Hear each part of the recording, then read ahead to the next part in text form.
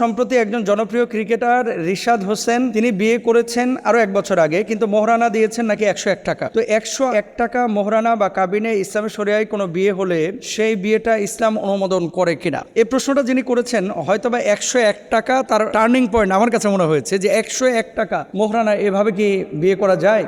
দেখেন, আল্লাহর হাবিব সাল্লাল্লাহু আলাইহি ওয়াসাল্লামের একটি হাদিস রয়েছে যে লা মাহরা দুনা আশারা দারাহিম। আল্লাহ রাসূল সাল্লাল্লাহু আলাইহি ওয়াসাল্লাম বলেছেন যে 10 দিরহামের নিচে কোনো মোহরানা হবে না। এখন ক্রিকেটার হোক আর ফুটবলার হোক, হুজুর হোক, খতিব হোক, বক্তা হোক, চাকরিজীবী হোক অথবা ব্যবসায়ী হোক, রিক্সা চালক হোক, ভ্যান চালক হোক, যদি কেউ 10 দিরহামের নিচে টাকা নির্ধারণ করে বিয়ে করে, এই বিয়েটা ইসলামিক শরিয়ায় শুদ্ধ কিনা, এটা হচ্ছে মূল বিষয়। দেখেন, 1 দিরহাম পরিমাণ কত টাকা বাংলাদেশে? ইকুয়াল যদি করেন তাহলে 1 দিরহামে সাধারণত 3300 টাকা বা এর চাইতে আরেকটু কম বেশি হতে পারে। তো 10 দিরহাম মানে কত টাকা হয়ে থাকে? এখন হিসাব করেন, আপনি গুণ দিলেই তো পেয়ে যান। তো 101 টাকা আপনি মোহরানা যদি ধার্য করেন, এটা সুন্নাহের মোহরানা হবে না, কিন্তু মেয়ের বাপ মেয়ে যদি মেনে নেয়, মেয়ের বাপেরটা জরুরি না, মেয়ে যদি মেনে নেয় যে 101 টাকায় কেউ যদি বিয়ে করে বা আমাকে দেয়, আমি এটা মেনে নিলাম, এটা তার জন্য জায়েজ আছে। প্রশ্ন হচ্ছে, আম্মাজান আয়েশা সিদ্দিকা রাদিয়াল্লাহু তাআলা আনহাকে আল্লাহ নবী কত দিয়েছিলেন? খাদিজাতুল কুবরা রাদিয়াল্লাহু তাআলা আনহাকে কত দিয়েছিলেন? আল্লাহ নবী ম্যাক্সিমাম স্ত্রীদেরকে দিয়েছেন 500 দিরহাম মোহরানার ক্ষেত্রে, আর কাউকে কাউকে দিয়েছেন 400 দিরহাম। তো 400 এবং 500-র মাঝামাঝি যে বিষয়টা, এখন আপনার সামর্থ্য কতটুকু আছে?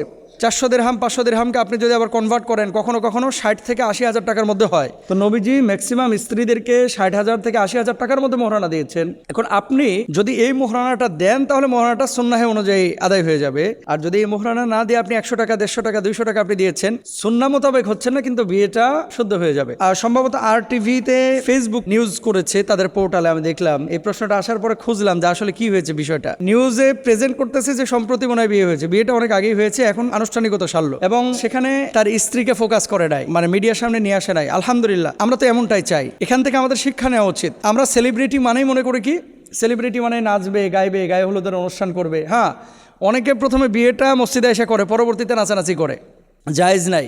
এজন্য আমরা যেটা করব, মোহরের ক্ষেত্রে সাধারণত আমাদের বাংলাদেশে যেটা হয়, মেয়ের বাপ নির্ধারণ করে দেয় যে 10 লাখ, 50 লাখ, 20 লাখ, পরবর্তীতে ছেলেরা আর আদায় করে না, যে কি করে বউয়ের পাও ধরে মাপ চায় বাসরাতে, যে জরিনা তোমার টাকা তো আমারই টাকা, আমার মাফ করে দাও, তোমার টাকা তো আমারই টাকা। এর মধ্যে থাকে কৌশল, এর মধ্যে চুরি, ছলতা চুরি, এর মধ্যে থাকে লুকোচুরি। এটা আসলে আপনারা করবেন না। আল্লাহ সুবহানাহু ওয়া তাআলা পবিত্র কুরআনুল কারীমে সূরা নিসার 4 নম্বর আয়াতের মধ্যে কি বলছেন? ওয়া আতুন নিসা সাদাকাতিহিন্না নিহলা, নারীদেরকে মোহরানা দেওয়ার কথা আল্লাহ সুবহানাহু ওয়া তাআলা নিজে বলেছেন।